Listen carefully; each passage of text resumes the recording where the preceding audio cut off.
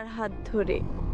আমার কাছে দাদা শুধু বড় ভাই ছিল না, ছিল আমার সবচেয়ে কাছের বন্ধু, আমার পরামর্শদাতা, আমার নায়ক। দাদা দেখতে অনেক সুদর্শন ছিল, লম্বা, ফর্সা, ঘন কালো চুল আর মায়াবী একজোড়া চোখ। ভার্সিটির অনেক মেয়েই দাদার জন্য পাগল ছিল, কিন্তু দাদার চোখে আমি শুধু একজনকে দেখেছিলাম, তৃষা বৌদিকে।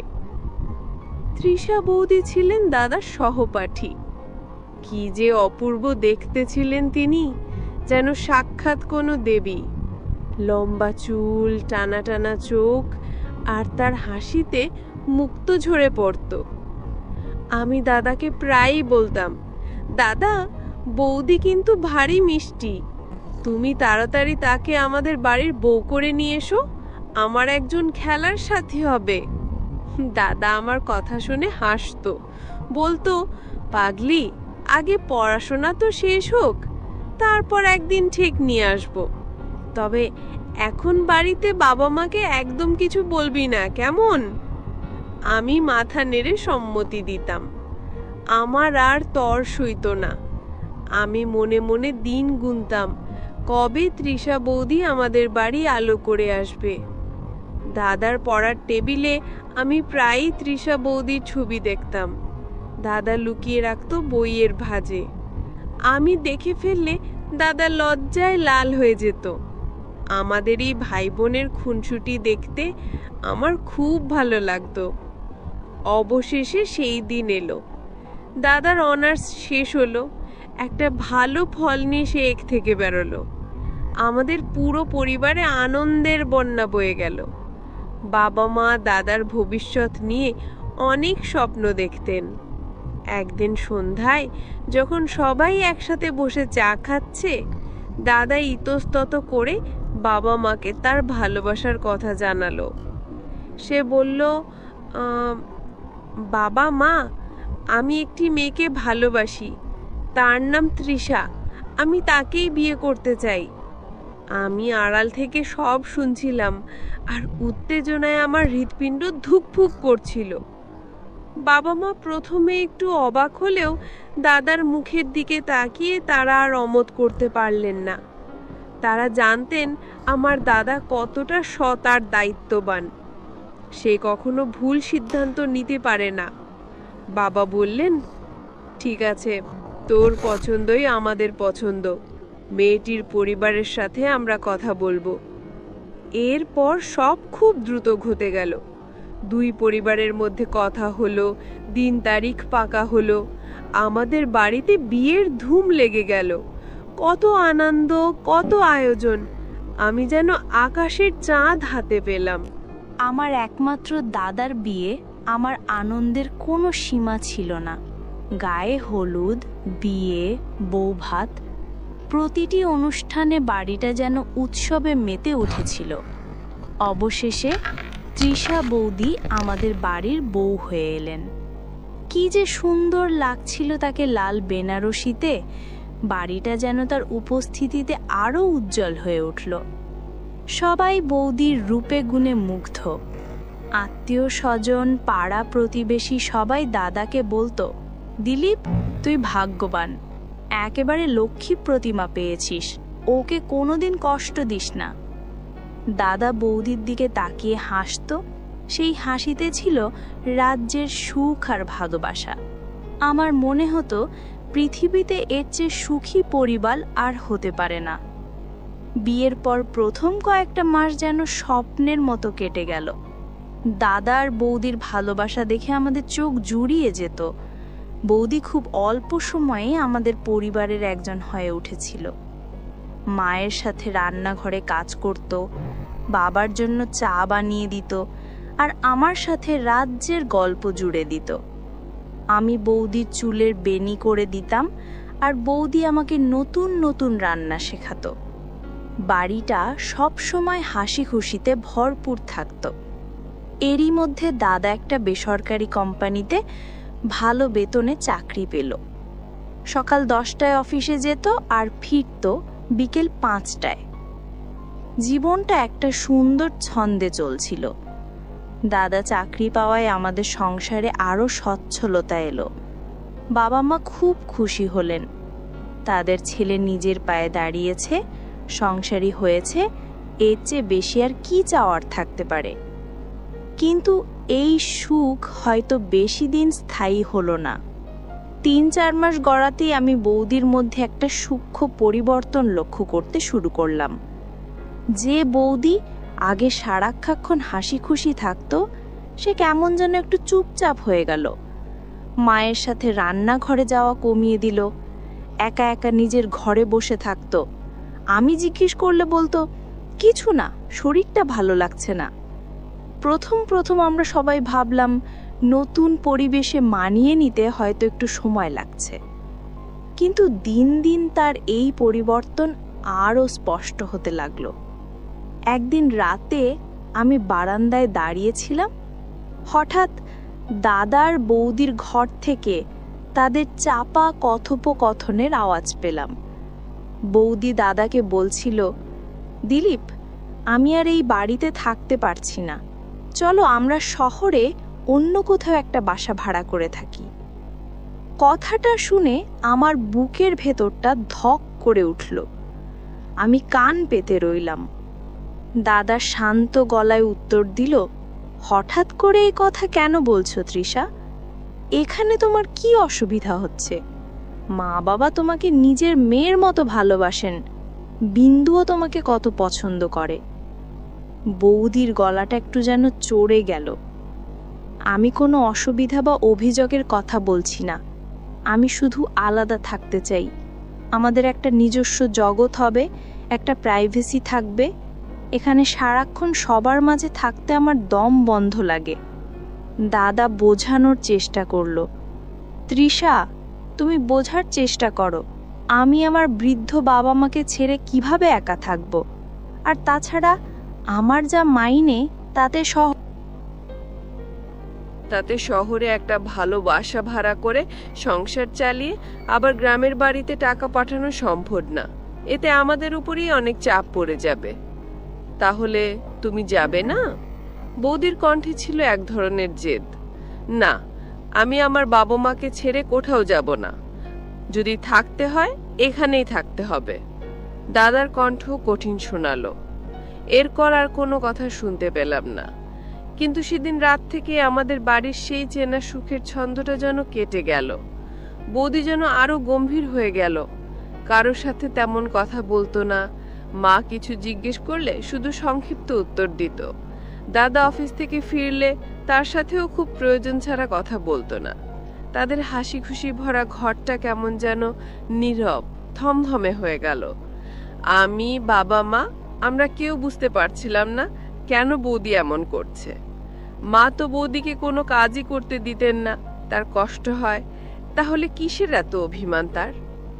এই টানাপোড়েনের মধ্যেই একদিন সকালবেলা সেই অঘটনটা ঘটল। দাদা অফিসে যাওয়ার পর বৌদি তার ব্যাগ গুছিয়ে কাউকে কিছু না বলে সোজা বাপের বাড়ির দিকে রওনা দিল। মা পেছন থেকে অনেক ডাকলেন, কিন্তু সে একবারও ফিরে তাকালো না। সেদিন বাড়িটা যেন একশো মুহূর্তে শ্মশানের মতো নীরব হয়ে গেল। বৌদি বাড়ি থেকে চলে যাওয়ার পর দাদা একেবারে ভেঙে পড়ল। অফিস থেকে ফিরে যখন শুনল তৃষা চলে গেছে, সে পাথরের মতো স্তব্ধ হয়ে গেল। তার ফর্সা মুখটা এক নিমিষে ফ্যাকাশে হয়ে গেল। সে নিজের ঘরে গিয়ে দরজা বন্ধ করে দিল। সারা রাত ঘর থেকে কোনো শব্দ আসেনি। আমরা সবাই বাইরে থেকে অনেক ডাকাডাকি করলাম, কিন্তু সে দরজা খুলল না। পরদিন সকালে যখন দাদা ঘর থেকে বের হলো, তাকে চেনাই যাচ্ছিল না। চোখ দুটো টকটকে লাল, চুল উস্কো খুস্কো, মুখ শুকনো। মনে হচ্ছিল সারা রাত এক ফোঁটাও ঘুমায়নি। সেদিন থেকে নাদা কেমন যেন অন্য মানুষ হয়ে গেল। খাওয়া দাওয়া প্রায় ছেড়েই দিল। মা অনেক জোর করে 2-1 লোকমা খাইয়ে দিতেন। অফিসে যাওয়া বন্ধ করে দিল।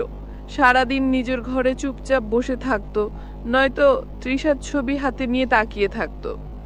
বাড়ির পরিবেশটা অসহনীয় হয়ে উঠল। মায়ের চোখে সবসময় জল, বাবা গম্ভীর হয়ে বসে থাকেন, আর আমি কি করব কিছুই বুঝতে পারছিলাম না। আমার চঞ্চল মনটা দাদার এই অবস্থা দেখে ভারাক্রান্ত হয়ে থাকতো। আমি দাদার কাছে গিয়ে বসতাম, তাকে সান্ত্বনা দেওয়ার চেষ্টা করতাম। বলতাম, দাদা চিন্তা করো না, বৌদি হয়তো রাগ করে চলে গেছে, দেখবে ঠিকই ফিরে আসবে। দাদা আমার কথার কোনো উত্তর দিত না, শূন্য দৃষ্টিতে তাকিয়ে থাকতো।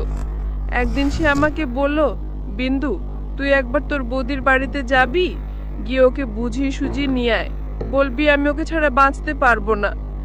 দাদার এই অসহায় অনুরোধ আমি ফেলতে পারলাম না।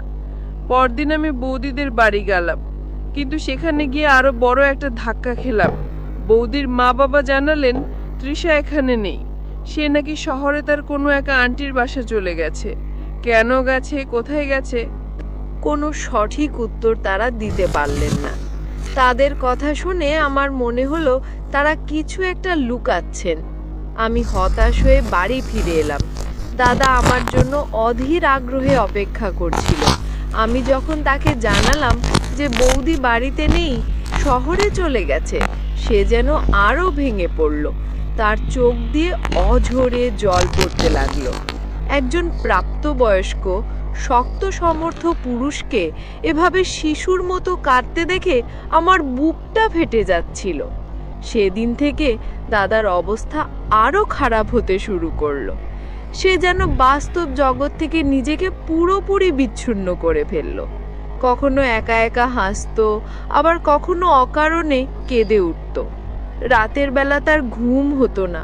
আমরা সবাই যখন ঘুমিয়ে পড়তাম, দাদা তখন সারা বাড়ি পায়চারি করত। প্রায়ই দেখতাম সে আমার ঘরের দরজার সামনে এসে দাঁড়িয়ে আছে। আমার ঘরটাই তো আগে দাদা আর বৌদির ঘর ছিল। তাদের বিয়ের পর বাবা এই ঘরটা তাদের জন্য নতুন করে সাজিয়ে দিয়েছিলেন।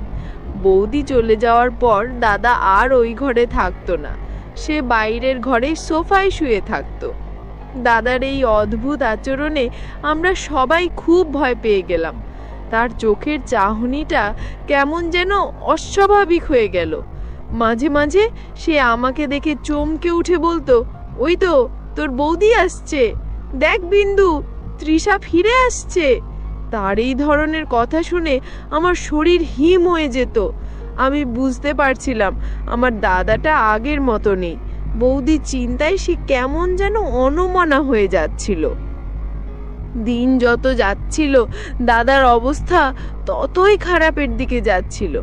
একদিন সকালে আমি ঘুম থেকে উঠে ঘর থেকে বের হতে গিয়ে দেখি দাদা আমার ঘরের দরজার সামনে মেঝেতে শুয়ে আছে, একটা পাতলা চাদর গায়ে জড়ানো, শীতে কাঁপছে। আমি আটকে উঠে তাকে ডাকলাম, দাদা দাদা তুমি এখানে শুয়ে আছো কেন? কি হয়েছে তোমার? ঘরে চলো। দাদা আমার দিকে কেমন একটা ঘোর লাগা চোখে তাকালো, তারপর ফিস ফিস করে বলল, এটা তো আমার আর তৃষার ঘর ছিল। এই ঘর ছেড়ে আমি কোথাও যাব না, এখানেই আমার তৃষার গন্ধ লেগে আছে। তার কথা শুনে আমার কান্না পেয়ে গেল। আমি বুঝতে পারছিলাম দাদার মানসিক অবস্থা একেবারে ঠিক নেই। সে বাস্তব আর কল্পনার মধ্যে পার্থক্য করতে পারছে না। আমি দাদাকে ধরে তোলার চেষ্টা করলাম, সে কিছুতেই উঠবে না। তার এক কথা, সে এখানেই থাকবে। অনেক কষ্টে মা আর আমি মিলে তাকে ধরে বাইরের ঘরে নিয়ে গেলাম। সেদিন থেকে দাদার মানসিক অস্থিরতা আরো বেড়ে গেল। সে ঠিক মতো খাওয়া দাওয়া করতো না, স্নান করতো না। আমরা কিছু বললেই খেপে যেত। তার একটাই কথা, আমার তৃষাকে এনে দাও, তাহলেই আমি সব করব। আমার হাসি খুশি প্রাণোচ্ছল দাদাটা এভাবে চোখের সামনে তিলে তিলে শেষ হয়ে যাচ্ছে, এটা আমি আর সহ্য করতে পারছিলাম না। আমি বাবাকে বললাম, বাবা দাদাকে একজন ভালো ডাক্তার দেখানো দরকার। আমার মনে হচ্ছে দাদার মানসিক সমস্যা হয়েছে। বাবা দীর্ঘশ্বাস ফেলে বললেন, আমিও তো তাই ভাবছি, কিন্তু ওকে তো বাড়ি থেকেই বের করা যায় না, ডাক্তারের কাছে নিয়ে যাব কি করে? আমি ঠিক করলাম আমাকেই কিছু একটা করতে হবে। আমি ইন্টারনেট ঘেঁটে শহরে একজন ভালো মনোরোগ বিশেষজ্ঞর খোঁজ নিলাম। তারপর একদিন দাদার মনটা একটু ভালো দেখে আমি তার কাছে গিয়ে বসলাম। খুব নরম সুরে বললাম, দাদা চলো না আমরা একদিন শহর থেকে ঘুরে আসি। তোমাকে একজন ডাক্তারের কাছে নিয়ে যাব। ডাক্তার কিছু ওষুধ দিলেই দেখবে তোমার সব কষ্ট কমে যাবে, আর বৌদিও তাড়াতাড়ি ফিরে আসবে। ডাক্তারের কথা শুনেই দাদা ক্ষেপে গেল। আমি কোনো ডাক্তারের কাছে যাব না। আমি অসুস্থ নই, আমি ঠিক আছি। তোরা আমাকে অসুস্থ প্রমাণের চেষ্টা করছিস। তুই শুধু আমার তৃষাকে এনে দে, আর কিচ্ছু চাই না আমি। আমি হাল ছাড়লাম না। আমি জানতাম বৌদির নাম শুনলেই দাদা দুর্বল হয়ে পড়ে। আমি বললাম, দাদা তুমি যদি ডাক্তারের কাছে না যাও তাহলে তো তুমি কোনোদিনও সুস্থ হবে না। আর তুমি সুস্থ না হলে বৌদি ফিরে এসে কি দেখবে? তুমি কি চাও বৌদি তোমার এই অবস্থা দেখুক? তুমি ডাক্তারের কাছে গেলেই দেখবে বৌদি ঠিক চলে আসবে। শেষের কথাটা দাদার মনে কিছুটা প্রভাব ফেলল। সে আমার দিকে কিছুক্ষণ তাকিয়ে রইল, তারপর হঠাৎ করে বলল, তুই যদি আমার একটা কথা রাখিস তাহলে আমি ডাক্তারের কাছে যেতে পারি। আমি যেন আধার সমুদ্রে এক চিলটে আলোর দেখা পেলাম। আমি সাথে সাথে বললাম, কি কথা দাদা বলো, আমি তোমার সব কথা রাখবো, শুধু তুমি একবার চলো আমার সাথে। দাদা রহস্যময় হাসি হেসে বলল, এখন বলবো না, রাত্রে বলবো। আমি দাদার এই অদ্ভুত কথায় কিছুটা দ্বিধায় পড়লাম, কিন্তু তখন আমার একমাত্র লক্ষ্য ছিল দাদাকে ডাক্তারের কাছে নিয়ে যাওয়া।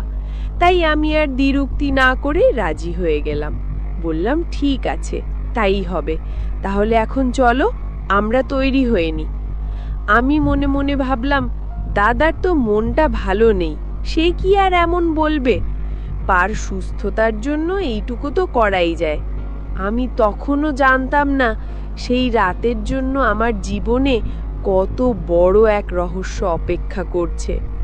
দাদাকে রাজি করানোর পর আমি আর এক মুহূর্ত দেরি করিনি। বাবাকে সব খুলে বললাম এবং সেদিনই বিকেলে আমরা দাদাকে নিয়ে শহরের দিকে রওনা হলাম। ডাক্তারের চেম্বারে পৌঁছানোর পর ওয়েটিং রুমে বসে দাদা সে কি অস্থিরতা! সে বারবার আমাকে জিজ্ঞাসা করছিল, ডাক্তারকে বললেই তৃষা চলে আসবে তো? তুই সত্যি বলছিস তো? আমি তাকে বারবার আশ্বাস দিয়ে শান্ত রাখার চেষ্টা করছিলাম। অবশেষে আমাদের ডাক পড়ল। আমরা ডাক্তারের চেম্বারে ঢুকলাম। ডাক্তার ছিলেন একজন মধ্যবয়স্ক অত্যন্ত ভদ্রলোক। তিনি দাদাকে তার সামনে বসতে বললেন। দাদা বসতে না বসতেই ডাক্তারকে বলল, আপনি কি আমার স্ত্রীকে ফিরিয়ে দিতে পারবেন? ও আমাকে ছেড়ে চলে গেছে। ডাক্তার মৃদু হেসে বললেন, আপনি শান্ত হয়ে বসুন, আমি আপনার সব কথা শুনব। এরপর ডাক্তার প্রায় আধ ঘন্টা ধরে দাদার সাথে কথা বললেন। তার ছোটবেলার কথা, তার পড়াশোনার কথা, তৃষা বৌদির সাথে তার সম্পর্কের কথা সবকিছু খুঁটিয়ে খুঁটিয়ে জিজ্ঞেস করলেন। দাদা প্রথম দিকে ইতস্তত করলেও ডাক্তারের আন্তরিক ব্যবহারে ধীরে ধীরে সহজ হয়ে উঠল এবং তার মনের সব কথা বলতে শুরু করলো। আমি আর বাবা ঘরের এক কোণে চুপ করে বসে সব শুনছিলাম। সব শোনার পর ডাক্তার আমাকে আর বাবাকে আলাদা করে তার সাথে কথা বলার জন্য ডাকলেন। তিনি আমাদের বললেন, দেখুন উনি মানসিক চাপের মধ্যে দিয়ে যাচ্ছেন। ভালোবাসার মানুষটিকে হারিয়ে তিনি একটা বড়সড় ধাক্কা পেয়েছেন। বড় কোনো মানসিক আঘাত বা গভীর দুঃখের কারণে এমনটা হতে পারে। এর ফলে ওনার ঘুম হচ্ছে না, খাওয়া দাওয়ায় অনীহা এবং বাস্তবতার সাথে মাঝে মাঝে সংযোগ হারিয়ে ফেলছেন। আমি উদ্বিগ্ন হয়ে জিজ্ঞেস করলাম, স্যার দাদা কি তাহলে খুব বেশি ভেঙে পড়েছে? ও কি আর কখনো ভালো হবে না? ডাক্তার আমার মাথায় হাত রেখে বললেন, একদমই না, পাগল শব্দটা ব্যবহার করবে না। উনি অসুস্থ, এটুকুই। সঠিক চিকিৎসার পরিচর্যা পেলে উনি আবার আগের মতো সুস্থ হয়ে যাবেন। তবে একটা কথা মনে রাখবেন, এই ধরনের রোগের জন্য ওষুধের চেয়েও বেশি প্রয়োজন হলো পরিবারের ভালোবাসা, যত্ন আর সাপোর্ট। তিনি আমার দিকে তাকিয়ে বললেন, দিলীপ বাবু আমাকে বলেছেন যে উনি এখানে এসেছেন কারণ আপনি ওনার একটা কথা রাখবেন বলে কথা দিয়েছেন। আমি মাথা নেড়ে বললাম, হ্যাঁ স্যার। তাহলে আপনাকে সেই কথাটা রাখতে হবে, ডাক্তার বললেন। এই মুহূর্তে তার মনের ইচ্ছার বিরুদ্ধে যাওয়া একদমই চলবে না। তাকে কোনো কিছুতে বাধা দেবেন না। সে যা চায়, যা করতে বলে তাকে সেটা করতে দিন। তাকে বোঝানোর চেষ্টা করবেন না যে সে ভুল। তার বিশ্বাসটাকে সম্মান করুন। তাকে সময় দিন, তার সাথে গল্প করুন, তাকে নিয়ে বাইরে ঘুরতে যান, তাকে বোঝান যে আপনারা সবাই তার পাশে আছেন। আমি কিছু ওষুধ লিখে দিচ্ছি, এগুলো তাকে সময় মতো খাওয়াবেন, কিন্তু আসল ওষুধ হলো আপনারাই। ডাক্তার আমাকে জিজ্ঞেস করলেন, উনি তোমার কে হন? আমি বললাম, উনি আমার বড় দাদা। ডাক্তার বললেন, তোমার বয়স তো বেশ কম। পরিবারের অন্য কোনো প্রাপ্তবয়স্ক সদস্য যেমন তোমার মা কি পারতেন না এই দায়িত্ব নিতে? আমি দৃঢ়ভাবে উত্তর দিলাম, কোনো সমস্যা নেই স্যার। আমার দাদা এখন আমার কথা ছাড়া আর কারো কথা শোনে না। ওর জন্য আমি সব করতে পারি। ডাক্তারের মুখে একটা প্রশংসার হাসি ফুটে উঠল। তিনি বললেন, তাহলে তুমিই পারবে ওকে সুস্থ করে তুলতে। শুধু মনে রেখো, ধৈর্য হারাবে না। ডাক্তারের চেম্বার থেকে বেরিয়ে আমার মনটা কিছুটা হালকা হলো। অন্তত একটা পথ তো পাওয়া গেল। আমি মনে মনে প্রতিজ্ঞা করলাম, যেমন করেই হোক আমি আমার দাদাকে আবার আগের মতো সুস্থ হাসি খুশি জীবনে ফিরিয়ে আনবই। বাড়ি ফেরার পর আমি ডাক্তারের কথা মতো দাদার যত্ন নিতে শুরু করলাম। আমি তাকে সময় মতো ওষুধ খাওয়াতাম, তার পছন্দের খাবার রান্না করে দিতাম, তার সাথে বসে পুরনো দিনের গল্প করতাম। কিন্তু দাদার অস্থিরতা যেন আরও বেড়ে গেল। সে ঠিকমতো খাচ্ছিল না, গোসল করতে চাইছিল না। তার চোখে মুখে একটা চাপা উত্তেজনা আমি লক্ষ্য করছিলাম। একদিন দুপুরে আমি যখন তাকে খাবার জন্য ডাকতে গেলাম, সে আমার দিকে তাকিয়ে বলল, তুই তো আমার কথাটা রাখলি না। তুই আমাকে মিথ্যে কথা বলে ডাক্তারের কাছে নিয়ে গেছিস। আমি অবাক হয়ে বললাম, কোন কথাটা রাখিনি দাদা? তুমি তো আমাকে এখনো বলোইনি তোমার কি কথা। দাদা মুখ ঘুরিয়ে নিল। এখন বলবো না, রাতেই বলবো। আমি একটু দ্বিধায় পড়ে গেলাম। দাদা রাতে কি এমন কথা বলতে চায়? আমার মনের মধ্যে একটা অজানা ভয় কাজ করতে শুরু করলো। কিন্তু ডাক্তারের কথাগুলো আমার কানে বাজছিল। তাকে কোনো কিছুতে বাধা দেবেন না। আমি দাদাকে বললাম, ঠিক আছে দাদা, আমি তোমার কথা শুনবো। তুমি রাতে যা বলবে আমি তাই করব। কিন্তু তার আগে তুমি স্নানটা করে খেয়ে ওষুধটা খেয়ে নাও, না হলে তো তুমি আরও অসুস্থ হয়ে পড়বে। আমার কথা শুনে দাদা যেন কিছুটা শান্ত হলো। সে উঠে স্নান করতে গেল। তারপর টেবিলে এসে বসে অল্প কিছু খেলো এবং ওষুধটাও খেয়ে নিল। কিন্তু সারা দিন সে আমার সাথে আর একটাও কথা বলল না। শুধু মাঝে মাঝে আর চোখে আমার দিকে তাকাচ্ছিল।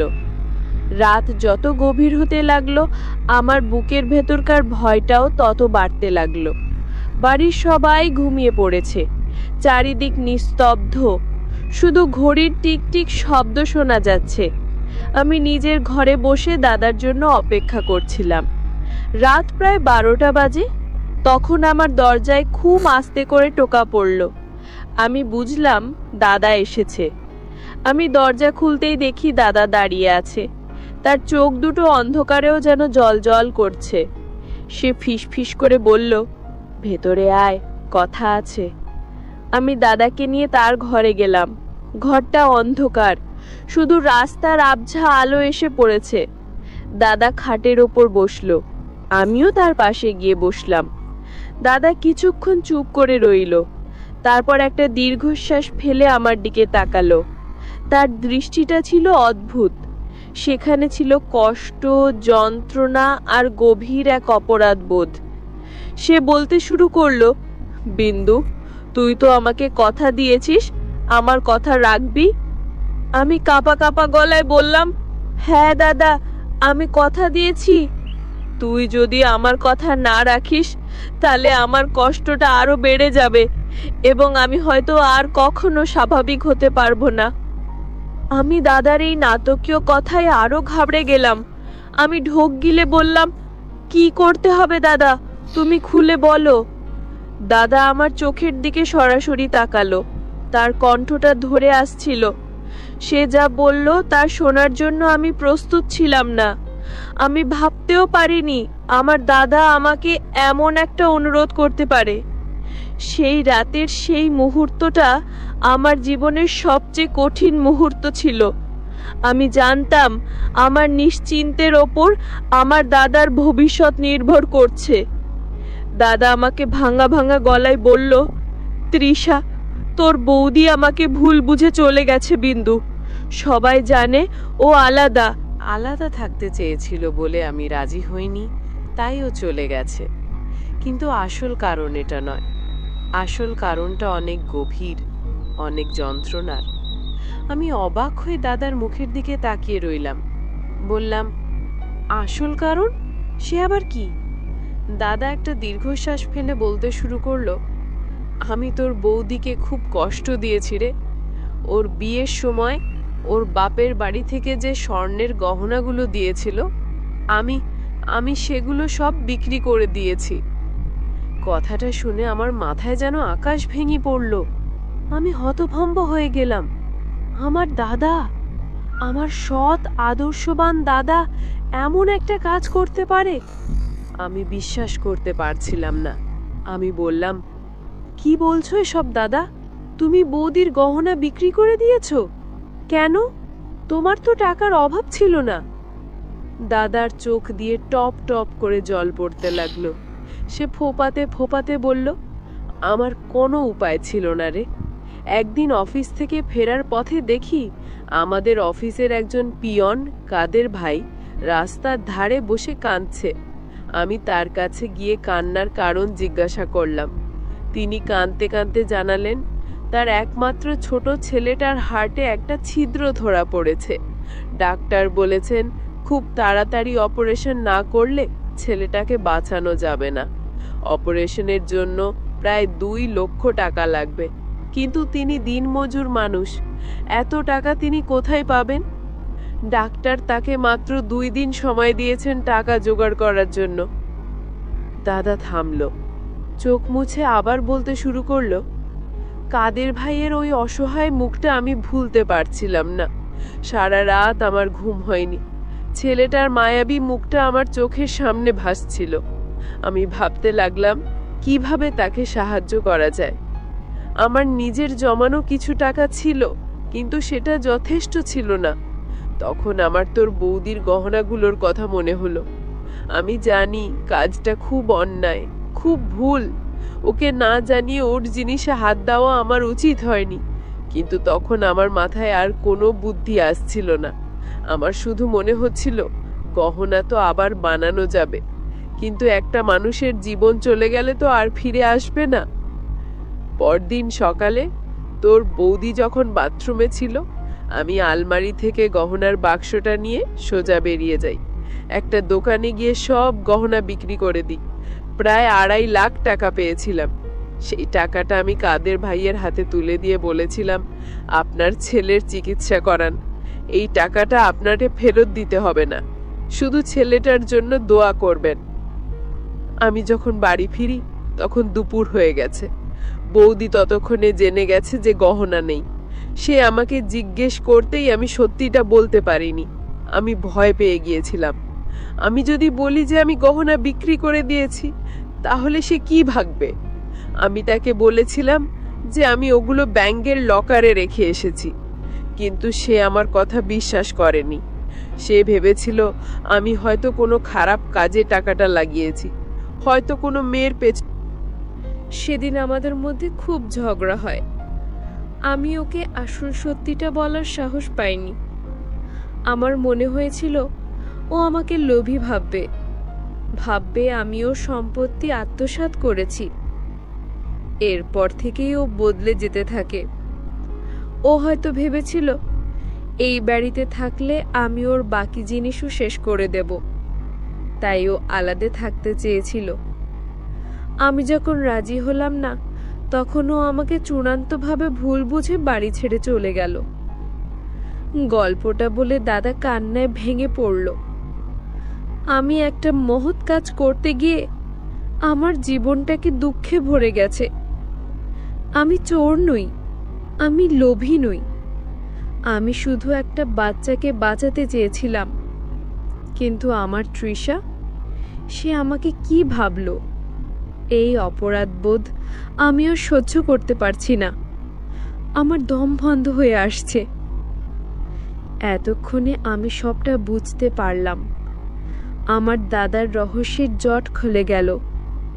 আমার চোখে দাদার জন্য যে করুণা ছিল তা এক মুহূর্তে শ্রদ্ধায় রূপান্তরিত হলো। আমার দাদা পাগল নয়, সে একজন মহৎ মানুষ। সে অপরাধী নয়, সে পরিস্থিতির শিকার। তার অসুস্থতার কারণ মানসিক নয়, তার অসুস্থতার কারণ হলো তীব্র অপরাধবোধ আর তার ভালোবাসার মানুষের কাছ থেকে পাওয়া ভুল বোঝাবুঝি। আমার বুকটা দাদার জন্য গর্বে ভরে উঠল। আমি দাদাকে বললাম, তুমি কোনো অন্যায় করনি দাদা, তুমি একটা মহাযজ্ঞ করেছ, তুমি একটা মানুষের জীবন বাঁচিয়েছ। বৌদি সবটা জানে না, তাই তোমাকে ভুল বুঝেছে। তুমি চিন্তা করো না, আমি সব ঠিক করে দেব। দাদা আমার দিকে তাকালো। কিভাবে করবি? আমি বললাম, আমি বৌদির কাছে যাব, আমি তাকে সবটা খুলে বলবো, আমি তাকে ফিরিয়ে আনবই। দাদার চোখে আমি প্রথমবারের মতো এক ঝলক আশা দেখতে পেলাম। পরদিন খুব সকালে আমি কাউকে কিছু না বলে বেরিয়ে পড়লাম। আমার একমাত্র লক্ষ্য ছিল তৃষা বৌদিকে খুঁজে বের করা। বৌদিদের গ্রামের বাড়িতে গিয়ে লাভ নেই, আমি জানতাম। আমি সোজা শহরের দিকে রওনা দিলাম। মনে মনে ভাবলাম, নিশ্চয়ই বৌদির মা জানেন সে কোন আন্টির বাসায় উঠেছে। অনেক চেষ্টার পর বৌদির মায়ের কাছ থেকে আমি সেই ঠিকানা তো জোগাড় করতে পারলাম। প্রায় দুপুর নাগাদ আমি সেই বাসায় গিয়ে পৌঁছলাম। কলিং বেল চাপার পর যেই দরজাটা খুলল, সে আর কেউ নয়, আমার তৃষা বৌদি। আমাকে দেখে সে যেন ভূত দেখার মতো চমকে উঠল। তার মুখটা শুকিয়ে এতটুকু হয়ে গেছে, দেখেই বোঝা যাচ্ছে সেও ভালো নেই। সে আমাকে ভেতরে আসতে বলল। আমি ড্রয়িং রুমে বসলাম। ঘরের মধ্যে একটা অস্বস্তিকর নীরবতা। কিছুক্ষণ পর বৌদিই নীরবতা ভাঙল। কেমন আছিস বিন্দু? বাড়ির সবাই কেমন আছে? তোর দাদা? শেষ প্রশ্নটা করতে গিয়ে তার গলাটা ধরে এলো। আমি আর নিজেকে সামলাতে পারলাম না। আমি বললাম, দাদা ভালো নেই বৌদি, একদম ভালো নেই। সে তোমার জন্য প্রায় দিশাহারা। খাওয়া ঘুম সব ছেড়ে দিয়েছে, দিনরাত শুধু তোমার নাম জপছে। আমার কথা শুনে বৌদির চোখ ছলছল করে উঠল। সে বলল, আমার কি করার ছিল বল? সে এমন করলো কেন? আমার এত সাধের গহনাগুলো। আমি তাকে থামিয়ে দিয়ে বললাম, দাদা কোনো অন্যায় করেনি বৌদি, সে তোমাকে ঠকায়নি, সে একটা মহৎ কাজ করেছে। এরপর আমি দাদাকে বলা সেই রাতের সব কথা, কাদের ভাইয়ের অসুস্থ ছেলের কথা, টাকার জন্য দাদার অসহায়ত্বের কথা, সব কিছু এক নিঃশ্বাসে বৌদিকে খুলে বললাম। সবটা শুনে বৌদি পাথরের মতো নিশ্চল হয়ে গেল। তার চোখ দিয়ে অঝোর ধারায় জল পড়তে লাগলো। সে বিড়বিড় করে বলতে লাগলো, আমি এ কি করেছি? আমি আমার স্বামীকে চিনতে এত বড় ভুল করলাম। সে এত বড় একটা কাজ করেছে আর আমি তাকে চোর জুয়ারি ভেবে কত কি বলেছি। আমি নিজেকে কখনো ক্ষমা করতে পারবো না। সে কান্নায় ভেঙে পড়ল। আমি তাকে সান্ত্বনা দিয়ে বললাম, এখন আর কি দেখি হবে বৌদি, যা হওয়ার হয়ে গেছে। এখন তুমি বাড়ি চলো, দাদার তোমাকে খুব দরকার। তুমি পাশে থাকলেই দাদা আবার সুস্থ হয়ে উঠবে। বৌদি আর এক মুহূর্তও দেরি করল না। সে তার আন্টিকে সব বুঝিয়ে বলে সামান্য জিনিসপত্র গুছিয়ে নিয়ে আমার সাথে বেরিয়ে পড়ল। আমরা যখন বাড়ি পৌঁছলাম তখন সন্ধ্যা হয়ে গেছে। দাদা বাইরের ঘরের সোফায় সেই একইভাবে শূন্য দৃষ্টিতে বসেছিল। আমরা ঘরে ঢুকতেই বৌদিকে দেখে সে যেন নিজের চোখকে বিশ্বাস করতে পারল না। সে উঠে দাঁড়ালো, তার মনটা কাঁপছিল। সে ফিসফিস করে ডাকল, তৃষা।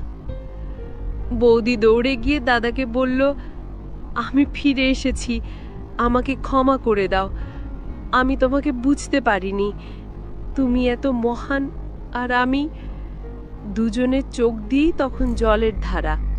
সেই দৃশ্য দেখে আমার আর বাবা মায়ের চোখেও জল চলে এলো। সেটা ছিল দুঃখের নয়, পরম আনন্দের অশ্রু।